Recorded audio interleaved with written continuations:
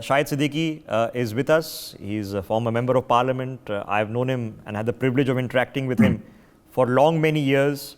He is an articulate voice and he's a person who freely speaks his mind.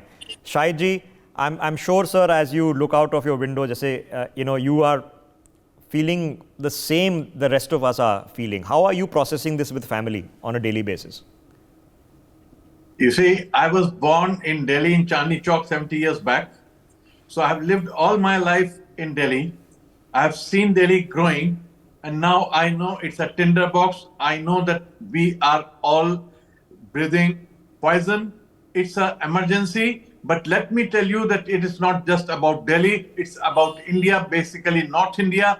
Out of 50 most polluted cities in the world, nearly 40 are from India. So there's something basically wrong going somewhere. It's not just about Delhi. So we have to understand that this is a national emergency and we have to face it together, not blame Delhi government or the central government. It's something where we have all to come together to save our people, to save the health of our coming generations and to save our cities. And the world is looking at us because we are now regarded as the capital. Delhi is now the capital of pollution in the world. So this is terrible. And I used to go for a walk every day to Lodi Garden, but now I dare not step out of my home because I know that as soon as I go out, I'll have breathing problems. Now I'm not that young anymore. So people like me and the children especially are facing a terrible situation. Everybody is worried and this happens every year.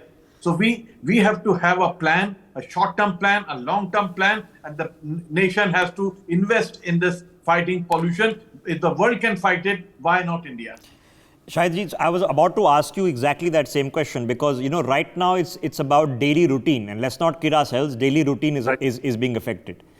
Right. But at what point of time, Shahid ji, do you or certain members of the family start thinking कि देखो ऐसा है यार, हफ्ता दो हफ्ता November में, October में, we need to be out of the capital. We need to be thinking of, going somewhere else.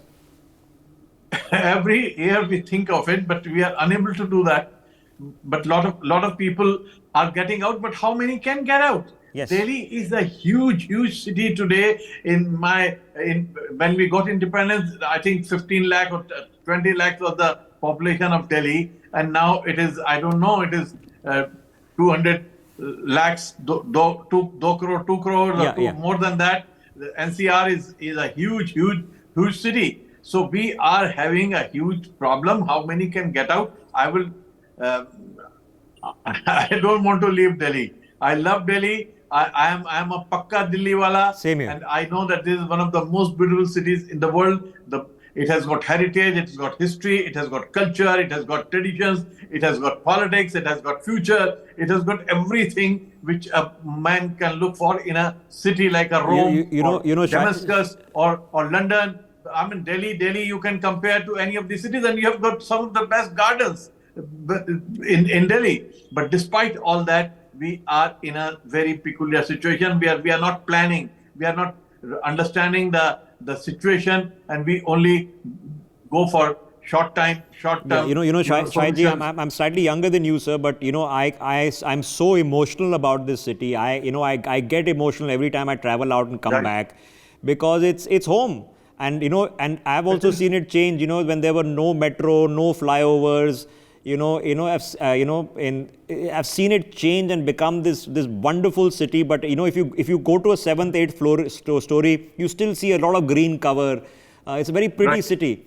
But Shahid ji, okay, what about the next generation? Are you now interacting with people who are seriously looking at this and thinking, that maybe with children, with babies, we have to seriously consider whether we can stay in this city during the winter months? Yes, I was in a Diwali party this afternoon, and a lot of people were saying that they are planning to move out of Delhi. Those who can, those who are from, because Delhi hardly say 15-20% people are who really belong to Delhi. Rest have come from different parts of the country, and now they all want to run away. They want to go back from Kerala, from Tamil Nadu, from Bengal, from UP. Those who can afford it, those who can do it, they want to go back. They don't want to stay in Delhi anymore. Delhi is not a livable city. It's a terrible city. And I know of so many people in my family and people around me who get sick every year. Some of them have to be hospitalized in the month of October, November. My wife had to be hospitalized 2 years back because of the breathing issues and problems. So this is a difficult situation. But how many can live? But people want to live. I agree. So because I can't.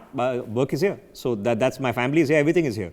Even for a week or so, it becomes difficult. Shahid, what about if this used to be the best weather to come out in the afternoon. Yes. It used to be the best weather, very festive season to invite people to come to travel both Absolutely. to India and to the city for families to meet. Yes. How has that changed for you? I used to tell everybody who wanted to come to Delhi, don't come in May, July. Come in October, November. That is the best time. Delhi is wonderful. Delhi is full of celebrations. Diwali, there's that. Delhi is full of flowers, happiness.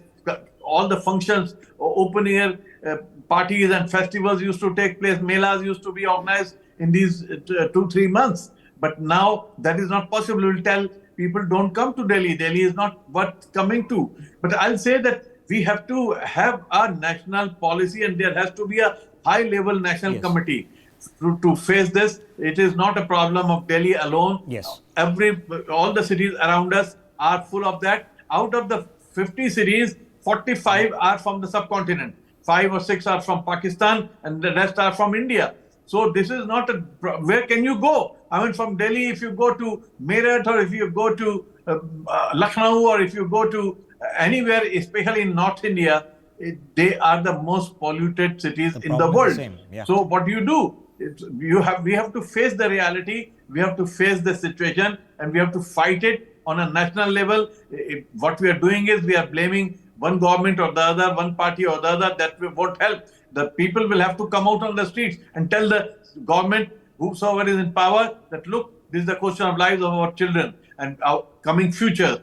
We talk of emerging as a superpower in the next few years as the third biggest economic power, but you don't emerge as a power if you are spreading so much of pollution and your young people are suffering from these diseases and they are not emerging as healthy young people, but unhealthy young people, and these unhealthy young people cannot take India forward. So if you want to take India forward, we have to have healthy people, we have to have healthy air, we have to have healthy atmosphere, and we have to have healthy Delhi. So we have to just be able to acknowledge that there is a problem.